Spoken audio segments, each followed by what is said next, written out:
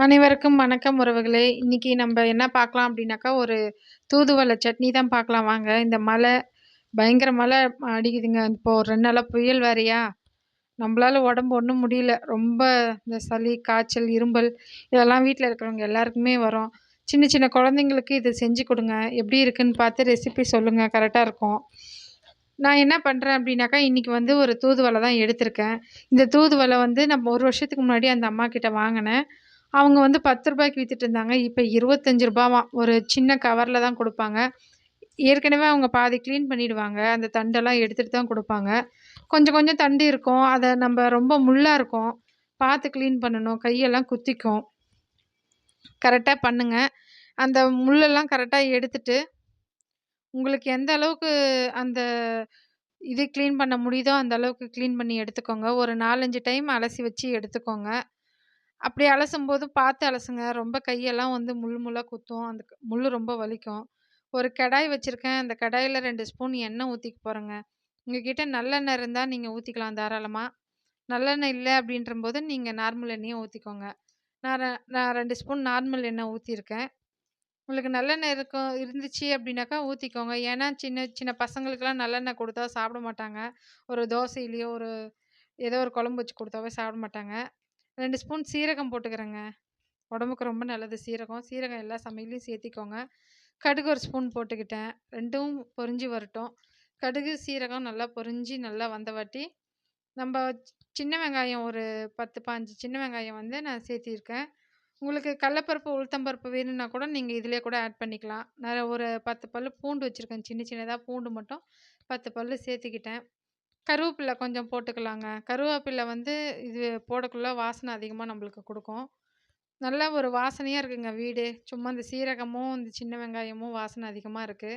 காஞ்ச மிளகா உங்களுக்கு எத்தினி வேணுமோ அத்தினி போட்டுக்கோங்க. ஏன்னா எங்க வீட்ல காரம் அதிகமா யாரும் சாப்பிட மாட்டாங்க. அதனால ஒரு சின்ன சின்ன மிளகாவா ஒரு 4 மிளகா போட்டுக்கிட்டேன். உங்க வீட்ல வந்து எத்தன பேருக்கு தகுந்த மாரி செய்றீங்களோ, அதுக்கு தகுந்த மாரி நீங்க காரமும், இந்த சின்ன வெங்காயம், பூண்டும் நல்லா ஒரு அதிகமாவே கூட நீங்க சேர்த்து வச்சுக்கலாம். நான் வந்து இதெல்லாம் நல்லா வணங்கட்டுங்க. நல்லா ஒரு ரோஸ் கலர்ல வரணும். ஒரு ரெட் கலர்ல, ரோஸ் கலர்ல வந்துச்சு அப்டின்னாக்கா, நம்ம என்ன பண்ணணும், கொஞ்சமா புளி, நெல்லிக்காய் சைஸ்ல ஒரு புளி எடுத்துக்கோங்க. அப்படி நெல்லிக்காய் சைஸ்ல புளி வேண்டாம், எங்களுக்கு புளி செட் ஆவாது அப்டின்னாக்கா, ஒரு தக்காளி பழம் கூட சேர்த்திக்கலாம். ஒரு சின்ன தக்காளி கூட சேர்த்திக்கலாம். நான் வந்து புளி தான் எடுத்திருக்கேன்.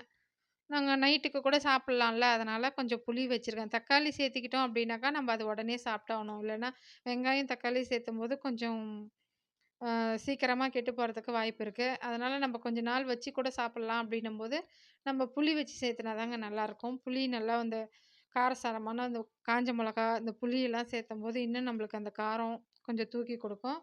நம்ம வீட்ல பெருங்காயம் இருந்துச்சு அப்டின்னாக்கா, கொஞ்சம் எடுத்து கட்டி பெருங்காயமோ, தூள் பெருங்காயமோ எது இருந்தாலும் கொஞ்சம் சேர்த்திக்கோங்க. எங்க வீட்ல தூள் பெருங்காயம் இருக்கு. நான் கொஞ்சமா சேர்த்திக்கிறேன். உங்களுக்கு எந்த அளவுக்கு வாசனைக்கு பெருங்காயம் வேணுமோ, அந்த அளவுக்கு போட்டுக்கோங்க. ஒரு சிலர் பெருங்காயம் நெறைய சேர்த்திப்பாங்க. ஒரு சிலர் சேர்த்திக்க மாட்டாங்க. கொஞ்சம் பார்த்து பெருங்காயம் போட்டுக்கோங்க. ஏன்னா, நம்ம கொஞ்சமா தான் செய்றோம். அதனால எந்த அளவுக்கு வேணுமோ, அந்த அளவுக்கு போட்டு செஞ்சுக்கோங்க. இந்த பெருங்காயம், சின்ன வெங்காயம் இதெல்லாம் வாசனையா இருக்குங்க வீடே. ரொம்ப அந்த செய்யும்போதே அந்த வாசனை சூப்பரா இருக்கு. நம்ம 4, 5 வாட்டி அலசி வச்ச அந்த கீரைய பார்த்து போட்டுக்கோங்க. கையெல்லாம் வந்து ஒரு மாரி முள்ளு முள்ளா குத்தும். பார்த்து தான் அலசணும், பார்த்து தான் போடணும். நல்லா பார்த்து போட்டுக்கோங்க. உங்களுக்கு எந்த அளவுக்கு கீரை வேணுமோ, அந்த அளவுக்கு பொருள்லாம் கொஞ்சம் எக்ஸ்ட்ராவே சேர்த்திக்கோங்க. இந்த கீரை வந்து அதிகமா வணங்க தேவையில்லங்க. லைட்டா வணங்குனா போதும்.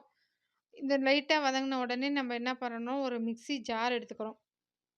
இது வந்து ரொம்ப வணங்கக்கூடாது. அதனால மிக்ஸி ஜார்ல கொஞ்சமா போட்டுக்கலாம். அது லைட்டா தான் நான் வதங்க விட்டுருக்கேன். ஏன் அப்டின்னாக்கா, நம்ம எண்ணெய் ஊத்தி மறுபடியும் தாளிக்க போறோம். அதனால லைட்டா தான் வதங்கணும். நல்லா வதங்குன வாட்டி நம்ம என்ன பண்றோம், 1 ஸ்பூன் உப்பு போட்டுக்கலாங்க. கல் உப்பு இருந்தா போட்டுக்கோங்க. தூள் உப்பு இருந்தாலும் நீங்க எது யூஸ் பண்றீங்களோ அது போட்டுக்கோங்க. கல் உப்பு நல்லது. தூள் உப்பு சேர்த்துக்கிட்டேன். நல்லா மறுபடியும் ஒரு கடாய் வச்சு, அதில கொஞ்சம் நல்லெண்ணெயோ, இல்ல உங்களுக்கு நார்மல் எண்ணெயோ யூஸ் பண்றவங்க யூஸ் பண்ணி, அது என்ன 2டே 2 கடுகு. ஒரு சிலர் உளுத்தம் பருப்பு அதெல்லாம் போட்டுக்குவாங்க. கடல பருப்பு, உளுத்தம் பருப்பெல்லாம் போட்டுக்குவாங்க. நான் வந்து வெறும் கடுகு மட்டும் தாங்க போட்டுக்கிறேன். அது நல்லா பொரிஞ்சு வந்தவாட்டி, நம்ப அரைச்சு வச்சிருக்கிற இந்த பேஸ்ட் என்ன பண்ணணும் அப்டின்னாக்கா, இந்த கடுகு நல்லா பொரிஞ்சு வந்த உடனே, அந்த அரைச்சு வச்ச பேஸ்ட் எடுத்து நம்ம என்ன பண்ணிக்கிறோம், தூதுவளை கீரை பேஸ்ட்டு இத வந்து நம்ப அதுல ஆட் பண்ணிக்கிறோம். நல்லா தண்ணி ஊத்தாம கெட்டியா அரைங்க. தண்ணி ஊத்துனோம் அப்டின்னாக்கா, நம்பளுக்கு அது வந்து கீரை குழம்பு மாரி ஆயிடும். நம்ப துவையல் மாரி தானே வைக்கிறோம். அதனால தண்ணி ஊத்த தேவையில்ல.